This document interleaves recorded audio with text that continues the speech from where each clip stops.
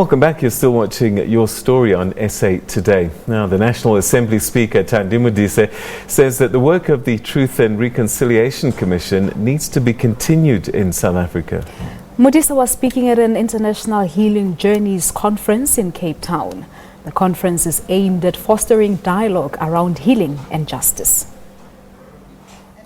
25 years into South Africa's democracy, many families and victims of apartheid crimes have still not found closure. The conference provides a platform to discuss and interrogate the legacy of trauma, violence and oppression. Also an opportunity for introspection. Did the TRC dig deep enough? You've got issues which are quite racist in South Africa coming up.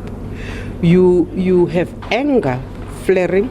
You've got people and families individually trying to follow up on the issues of the TRC.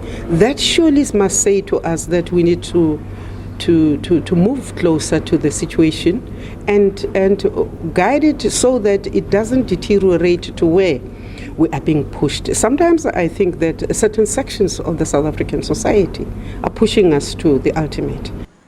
And frustration at the state's failure to implement the TRC's recommendations. There were more than 300 cases that were handed to the NPA, National Prosecuting Authority, and none of them were followed up. So in a way, those who had avoided the commission actually were vindicated because there were not the prosecutions that should have happened. The family of Imam Abdullah Haron are among those yet to find closure. He died in police detention in 1969.